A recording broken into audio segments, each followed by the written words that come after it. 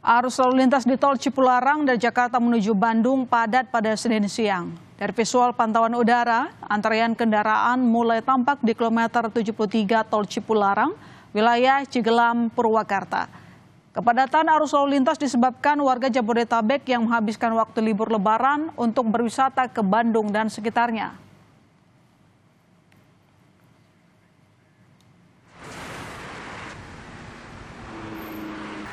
Pemudik mengantre untuk memasuki area pemberangkatan kapal yang sudah mereka pesan.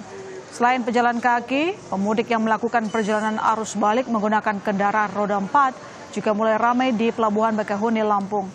Berdasarkan data SDP cabang Pelabuhan Bakahuni siang ini, 5.000 kendaraan menyeberang ke Pulau Jawa melalui Pelabuhan Bakahuni.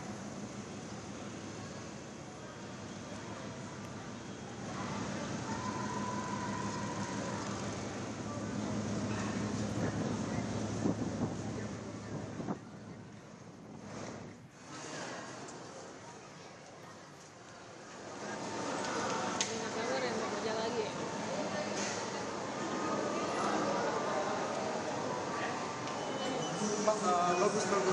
Bagus kan, kayaknya itu cetak bawah bawahnya. Awas sama Untuk memantau arus mudik dan balik Lebaran 2026 di sejumlah titik, kita akan sapa jurnalis Kompas TV Esra Ambarita dan juru kamera Septa Yoga di Tol Layang MBZ. Lalu di Pelabuhan Bakahuni nanti juga ada jurnalis Kompas TV Jevanya. Saya ke Esra dulu. Esra, bagaimana situasi di sana mengingat banyak pemudik yang memilih pulang hari ini untuk menghindari puncak arus balik besok? Ya, Mbak Sister dan juga saudara, kalau di sore hari ini di Tol MBZ sebenarnya terpantau sudah lancar tapi tetap ramai. Nah, untuk perjalanan ini maupun pergerakan masih didominasi ke arah Cikampek Utama, yakni sudah berada di angka 23.000 kendaraan sampai di pukul 15.00. Sementara yang ke arah Jakarta totalnya 18.000. Ini masih sama datanya di hari kemarin, lebih tinggi ke arah Cikampek Utama, yakni 49.000 pergerakan yang didominasi oleh kendaraan pribadi dan juga bus antar kota. Selain itu, kemarin atau di hari pada tanggal 22 ini berada di angka 48.000 juga, tapi lebih kecil jika dibandingkan ke arah Cikampek Utama. Tapi sebenarnya Mbak Sister dan juga saudara, ini sebenarnya sudah menunjukkan pola-pola untuk arus balik. Karena sejauh ini sudah ada juga imbauan maupun peringatan dari pihak Jasa Marga bahwa arus balik akan terjadi pada esok hari puncaknya. Jadi diminta atau diimbau kepada para pemudik untuk menghindari tanggal tersebut di tanggal 24 Maret, kemudian juga tanggal 28 hingga tanggal 29. Karena bisa jadi di tanggal-tanggal tersebut terjadi antrian yang mengular. Apalagi dengan prediksi pergerakan Mbak Sister dan juga saudara, ini lebih tinggi dibandingkan arus mudik Lebaran yang bisa mencapai 280.000 pergerakan.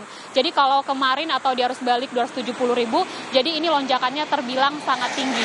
Nah, kalau di tempat saya mengabarkan ini belum diberlakukan rekayasa lalu lintas. Ini tidak ada kontraflow, kemudian juga tidak ada one way lokal maupun one way nasional yang diberlakukan.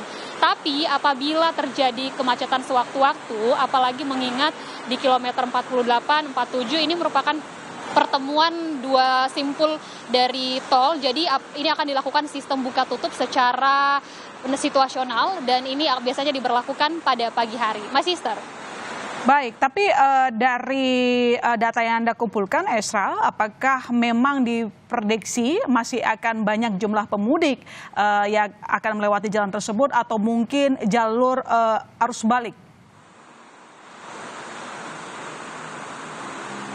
Ya, kalau kita lihat data yang disampaikan atau diberikan Jasa Marga sebenarnya berurut dari hari kemarin sampai hari ini sebenarnya masih tinggi yang melakukan pergerakan ke arah Cikampek Utama dibandingkan dengan ke arah Jakarta. Tapi perbedaannya tidak terlalu jauh kalau dibandingkan hari-hari di arus mudik bisa sampai di angka 2-3.000. Tapi kalau hari ini hanya berbeda ratusan saja. Ini artinya pola untuk arus balik sudah terjadi yang ke arah Jakarta dan puncaknya diprediksi adalah pada hari esok. My Sister. Terima kasih Esra atas laporan Anda. Dari Esra kita sekarang ke Zevanya di Bakahuni, Lampung. Zevanya, bagaimana situasi di sana? Apakah memang sudah terlihat aktivitas arus balik yang mungkin meningkat hari ini?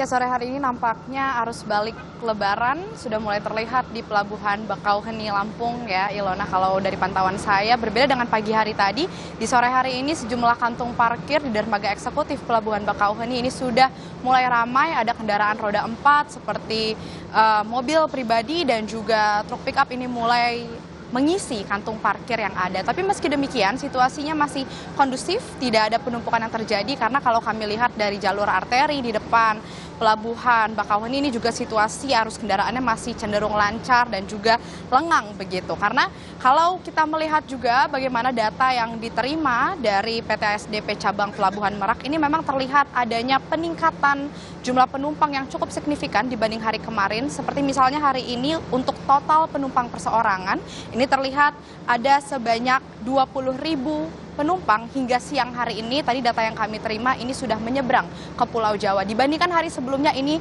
hanya ada sekitar 16.000 penumpang, artinya ada peningkatan sekitar 29% di hari ini. Dan juga untuk total kendaraan, baik itu dari kendaraan roda 4, roda 2, angkutan berat, ini juga di total ada sebanyak 5.400 kendaraan kurang lebih yang sudah menyeberang ke Pulau Jawa. Dibandingkan hari sebelumnya ini ada sekitar 4.000 kendaraan, artinya ada peningkatan sekitar 35% kurang lebih ini di hari ini untuk kendaraan atau penumpang yang sudah menyeberang ke Pulau Jawa. Sementara itu untuk puncak arus balik sendiri di Pelabuhan Bakauheni ini sudah diprediksi akan terjadi di tanggal 26 hingga 28 Maret mendatang.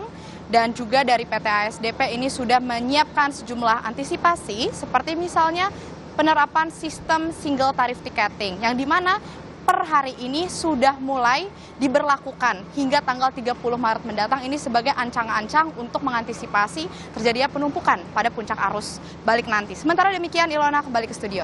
Terima kasih Jevanya atas laporan Anda dan sebelumnya juga ada Esra. Selamat kembali bertugas rekan-rekan, jaga kesehatan.